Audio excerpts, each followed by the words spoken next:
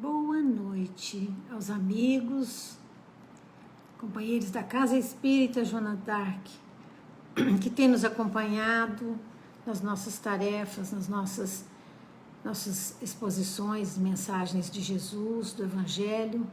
Que todos sejam bem-vindos, que nós possamos hoje aproveitar esse momento de reflexão, esse momento de harmonia para com todos que estão aqui em busca de um momento de harmonia, de paz. Então nós trazemos hoje um tema muito próximo do Natal, falar do Natal como uma celebração da vida. Mas antes disso, a gente gostaria de pedir à espiritualidade, elevar os nossos pensamentos ao Senhor das nossas vidas, que eles estejam conosco, todos os seus trabalhadores, ceareiros, que possam estar conosco, nos assistindo, nos amparando, nos inspirando, para que nós possamos falar de Jesus com o coração, sentir o Mestre na nossa intimidade, falar desse momento sublime em que comemoramos a vinda de Jesus na Terra. Então, nós vamos falar da festa do aniversariante de Jesus. Só que nós não vamos falar da festa que normalmente nós fazemos, de comidas, de bebidas. Mas nós vamos falar da festa desde que se inicia com o nascimento de Jesus na noite de Belém. Nascimento do Cristo. Nós sabemos que o Cristo é o governador do planeta Terra. Então, o Cristo que nasce numa noite em Belém é aquele que dividiu a história da humanidade. É aquele que teve uma passagem pela Terra, marcando época, e há mais de 2000 anos, os teus ensinamentos, o cristianismo redivivo está presente em todos aqueles que se consideram cristãos e que buscam nas lições de Jesus a inspiração para a sua própria vida. Então, foi nesse momento, a partir dessa época do nascimento de Jesus, o antes do Cristo, a história da humanidade se divide em antes do Cristo e depois do Cristo. Porque ele não veio destruir a lei, mas veio dar amplitude, significação e evolução, mostrando a evolução dessas leis com novos paradigmas, com novos ensinamentos que ampliou e tem ampliado a nossa visão do mundo, a nossa visão da própria vida. Ele revelou, ao retornar, ao ressurgir para os seus companheiros, ele revelou que o milagre da vida supera a morte. Quando ele ressurge, reaparece num domingo de sol, aparece em espírito para mostrar que a vida continua. E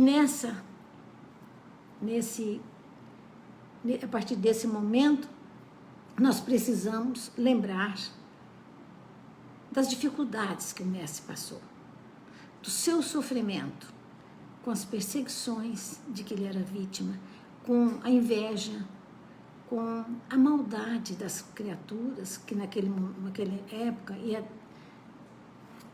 eram extremamente ignorantes e jamais aceitariam o Mestre como Filho de Deus.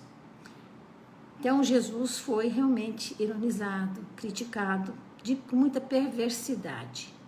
Mas o importante é que ele não se perturbou em nenhum momento. Todo esse sofrimento, toda essa perseguição jamais o abalou. jamais o perturbou. Na verdade, ele conviveu com as misérias morais e econômicas sem nenhum sinal de revolta. Ele enfrentou os poderosos daquele tempo, os dominadores daquela época, sem nenhum combate. E mais interessante ainda é que ele compôs várias parábolas que até hoje nós buscamos a ampliação dos ensinamentos que contém essas parábolas. E como diz Joana de Ângeles, essas parábolas, na composição delas, Jesus utilizou das expressões de vida que existem na terra.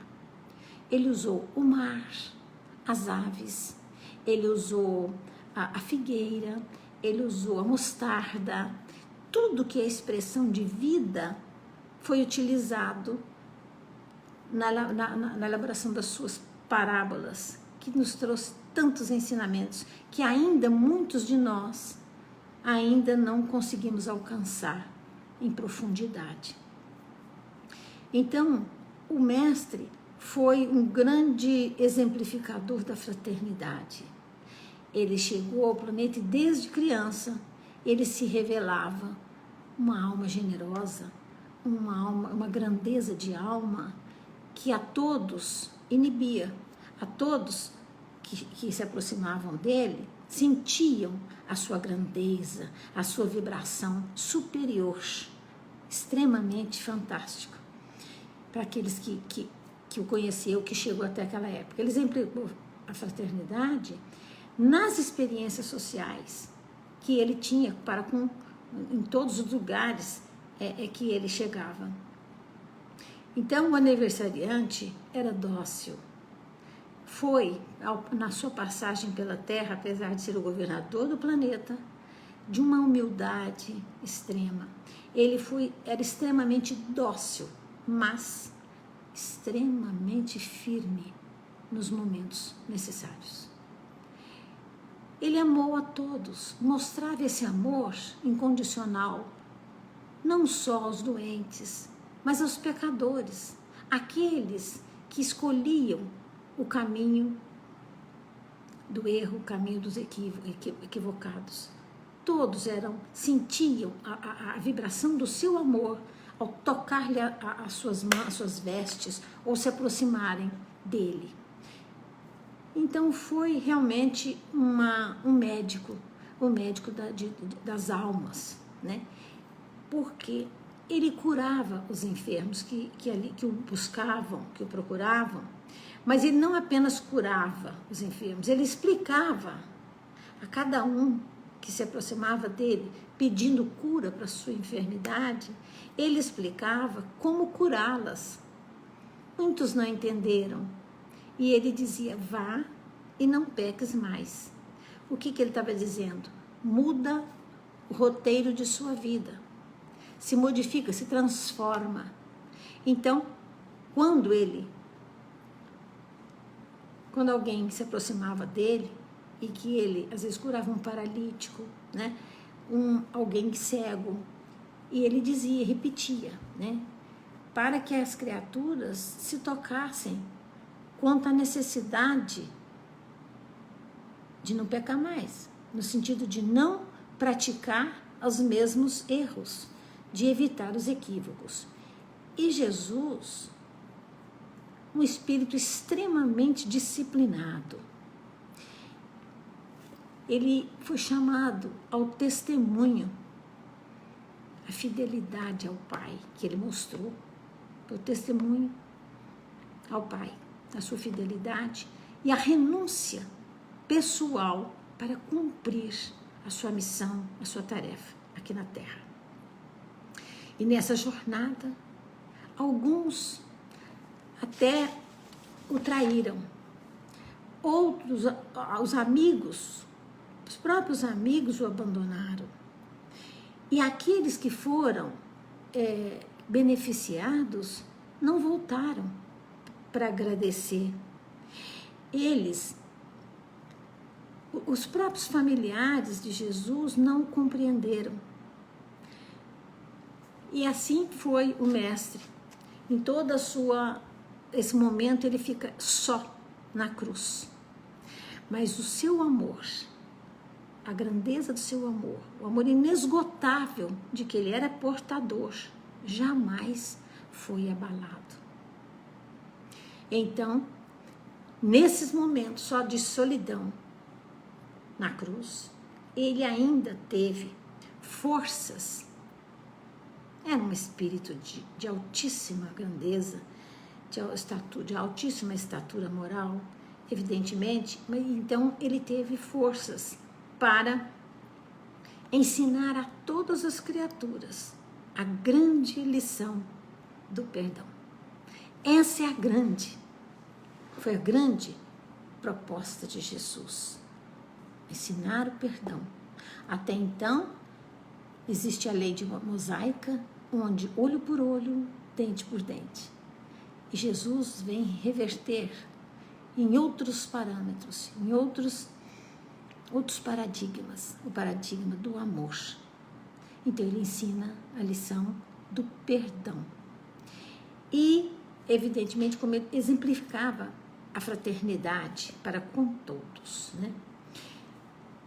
E no trânsito da cruz, no auge do seu sofrimento, ele prepara para ressurgir. E ele então volta, ao voltar em espírito materializado para os seus discípulos, o que ele faz? Ele estava revelando a imortalidade da alma, que a vida supera a morte. E que ele estava ali e dizia se podia tocá-lo, porque ele retorna em espírito, mas se materializa, para que os seus discípulos, assustados com a sua volta, pudessem compreender. Então ele conversa, né, e aí deixa grandes lições a todos nós. Nos mostrou então que nós somos eternos peregrinos, cada um de nós com a sua cruz, com a sua luta, com a sua aflição. Somos peregrinos de uma jornada enorme de aprendizado.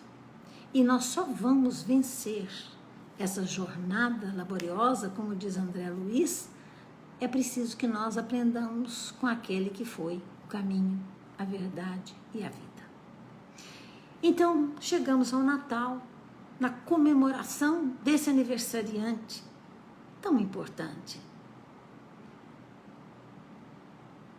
que foi o responsável pela renovação de cada um de nós, que nos trouxe uma nova visão do mundo, do universo, da vida e do Pai. E ele então, quando lembramos o Natal, nós evocamos então o canto daquelas entidades angelicais que diziam paz, como é que eles diziam? Glória a Deus nas alturas, paz na terra aos homens de boa vontade. Glória a Deus nas alturas está nos mostrando a necessidade da comunicação com o Pai, que nós precisamos glorificá-lo numa sintonia de bênçãos, de sentimentos que possam subir até Ele na sua grandeza e na sua luz. E então, essa necessidade. E quando ele fala em paz na terra, nos dizendo que nós podemos nos realizarmos interiormente, essa realização interior só se acontecerá se nós tivermos a paz. E a paz é uma construção, uma conquista de cada um de nós. Exige disciplina, exige compreensão, exige entendimento e exige uma maneira especial de enxergar a vida e o sentido dela nessa existência. E boa vontade, aos homens de boa vontade, finalizando o canto das entidades angelicais. Pai, e a boa vontade está nos referindo à necessidade de nós cultivarmos a benevolência. Porque essa vontade, é esse desejo de sermos melhores, que é o compromisso que nós precisamos assumir com o Mestre no seu aniversário, nessa data simbólica. Nós sabemos, estudiosos já disseram que, quer dizer, não foi exatamente essa data. Mas Emmanuel, de uma maneira muito interessante, ele diz o seguinte, que realmente, mas é um simbolismo muito grande, e as forças da própria vida fizeram com que se comemorasse o Natal antes do Ano Novo, o que significa a confirmação do nosso propósito de nos tornar melhores, de renovação, e a confirmação disso num ano novo que floresce, que aparece. Então, a boa vontade está na necessidade de nós nos tornarmos benevolentes para com todos aqueles que nos cercam. Treinarmos a tolerância para com as imperfeições dos outros. E, principalmente, a necessidade do perdão das ofensas. Essa é a grande lição que o Mestre nos dá e que espera de cada um de nós nesse momento a reafirmação desse compromisso, de nos tornarmos melhores, de compreender as nossas fragilidades, aceitar as nossas fragilidades, as nossas fraquezas, assim como as fragilidades e as fraquezas de todos aqueles que conosco convivem. Então, o Natal, nesse sentido, ele deve nascer em cada um de nós, em cada criatura, porque cada espírito é um mundo onde o Cristo deve nascer, porque no nosso espírito estão as leis divinas, na nossa consciência, né, mostra a nossa origem divina. Então, cada espírito, em cada um de nós, deve nascer o Cristo. É uma tarefa de cada um. Não é uma tarefa externa, mas de construção interior. Né? Porque nós não podemos esperar a transformação do mundo, que tudo se modifique, sem que o homem seja transformado, sem que cada um de nós nos modifiquemos. Não há mudanças na sociedade se não houver mudança em cada criatura. É fundamental para uma sociedade de paz, de harmonia. E é isso que Jesus vem nos ensinar e que nós evocamos nesse momento que se aproxima do Natal. Então, por isso é importante que nós, nesse momento, né, como tarefa, procurar Jesus nos seus ensinamentos, nos atos, refletindo sobre os nossos atos, os nossos pensamentos, os nossos sentimentos, que mostra de onde nós procedemos. É essa reflexão do que pensamos, com a natureza, que pensamentos cultivamos, que sentimentos nós cultivamos, é que nós vamos mostrando a nossa procedência. Então, esses sentimentos, pensamentos nossos, quando nós analisamos, nós vamos observar que nós estamos, são informações vivas da nossa zona mental, da origem de onde nós procedemos. Então, é importante que nós façamos essas análises íntimas, porque nós nos revelamos aos outros através dos nossos sentimentos, dos nossos pensamentos. E a beleza de Kardec, dos ensinos da doutrina espírita, é que ele vem descortinar para nós, tirar o véu, né, da vida, do entendimento da vida. Então, nos traz um novo entendimento da vida, um novo entendimento do universo e um novo entendimento do Pai. Então, são são revelações, são informações, ensinamentos do Evangelho que modifica a nossa forma de ver o mundo. E o Natal é um período, é o melhor período da humanidade. É o melhor período para a gente refletir sobre isso, em oposição ao Carnaval, por exemplo. Porque nesse momento que se aproxima o Natal, toda a psicosfera da Terra tende a se renovar.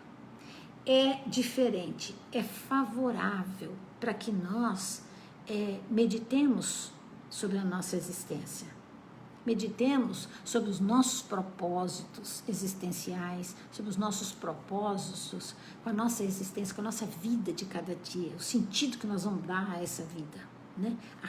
As experiências que nós vivemos, as lições. Então, nós vamos, nesse momento, os corações são mais brandos, há uma suavidade nos corações das criaturas. A gente observa quantos grupos que estão trabalhando em benefício do outro, levando o alimento nas necessidades que nós estamos vivendo hoje, num mundo de tanta dor, de tanto sofrimento, de criaturas com tantas dificuldades. Esse momento é um momento muito propício. Então, e com isso, cria-se uma psicosfera extremamente favorável até para a cura dos nossos males. Porque assim, é necessidade de nós, e isso acontece quando nós voltamos ao Evangelho. E quando nós aproximamos do Natal, ao refletir sobre a vinda do Cristo, governador do planeta na Terra, nós vamos observando a necessidade que nós temos de empenharmos na caridade, na fraternidade e, quer dizer, principalmente voltando ao Evangelho. Porque voltando ao Evangelho, porque o Evangelho é a fonte de ensinamentos, é a fonte de informações e a fonte das inúmeras mensagens profundas que nos auxiliam a compor os nossos pensamentos, a compor a nossa postura diante das nossas dificuldades, diante das nossas dores, porque nós passamos, então, quando voltamos ao Evangelho, a compreender que somos eternos, espíritos imortais, e que, portanto, estamos aqui numa escola bendita, com a oportunidade de aprendermos a cada dia. Isso é a nossa tarefa de cada um de nós. Então, com a doutrina espírita, nós aprendemos o seguinte, que cada um de nós, vivemos onde nós colocamos o nosso pensamento. Então, se nós colocamos o nosso pensamento em interesses materiais, nós vamos viver ali. E na época do Natal, nós colocamos o nosso pensamento, muitas vezes, num ambiente de preparação para a celebração da vida do Natal de Jesus. Então, é preciso que a gente compreenda a ambientação da Terra nesse momento é diferente. A ambientação é diferente, a psicosfera é diferente, os corações estão mais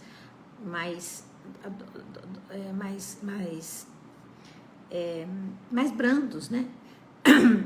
A projeção de pensamentos nobres nesse momento é maior. E isso cria essa ambientação diferente na Terra.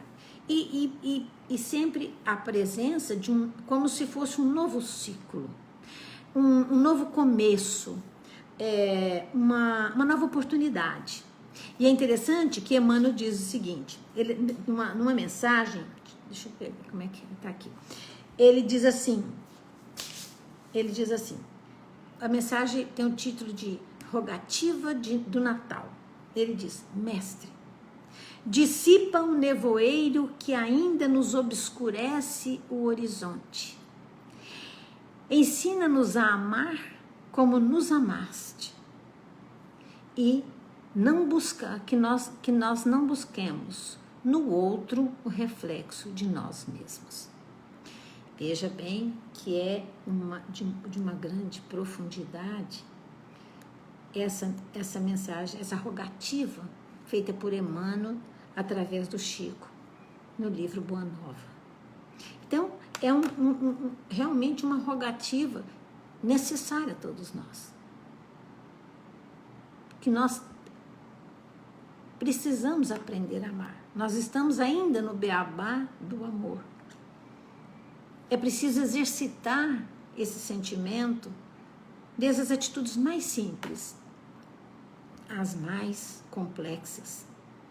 E então, nós vamos observar que não podemos buscar no outro, naquele que nós amamos, o reflexo de nós mesmos. Cada um com a sua particularidade, com a sua característica, com a sua identidade pessoal, com a sua história, com um conjunto de valores e de equívocos, que cada um, conforme as existências que são solidárias umas às outras. Então, vamos lembrar de Chico também, nosso amado e querido Chico, que dizia assim, pelo menos nessa noite, estou encerrando, tá, gente? Pelo menos nessa noite, vamos acalmar as aflições, colocar água na mesa,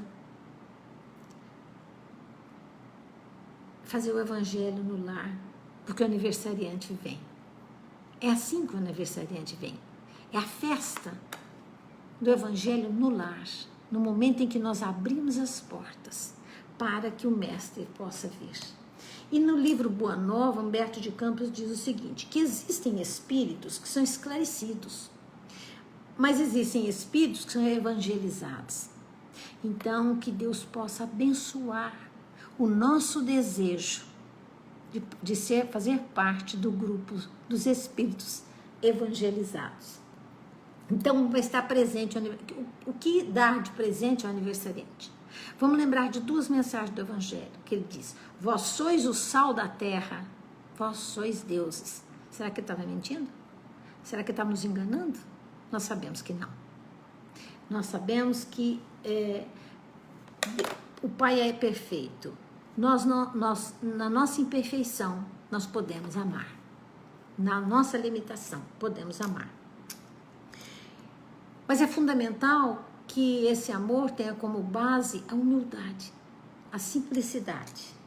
No momento de introspecção que nós tenhamos, para que nós aprendamos a ser mais humildes, para que aprendamos a humildade, que é uma atitude que precisa ser aprendida, exercitada a cada momento. Então, esse é o que é, ele fala, faça brilhar a vossa luz. Então, nós temos uma luz a brilhar.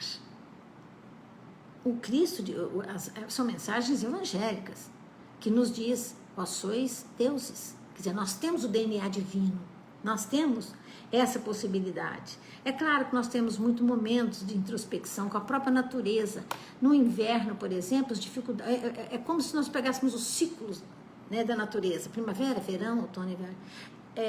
O inverno é o momento das dificuldades, das lutas, dos grandes desafios. Depois a primavera, com florescimento de novos ideais, novos projetos, novos valores que nós vamos adquirindo. E o outono, caem as folhas secas, velhas, e renascem as folhas novas, é a renovação, né?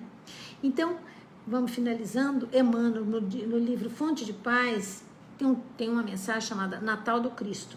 Ele diz o seguinte, eu já tinha falado isso, vou repetir. A sabedoria da vida situou o Natal antes do nascimento do Ano Novo. Aí ele diz assim, o que quer dizer isso? Que nós não teremos um ano novo sem antes renovarmos o compromisso de se tornarmos melhores com Cristo. Sem antes renovarmos esse compromisso. Então, meus irmãos, é um momento que nos convida, o Natal, à meditação, à reflexão profunda entre nós mesmos. Não basta falar do Cristo como benfeitor que cura e que protege, mas é indispensável transformá-lo em padrão de vida, em modelo e guia para os nossos dias, para a nossa vida. Que a paz do Mestre Jesus esteja em cada lar, cada lar possa receber o Mestre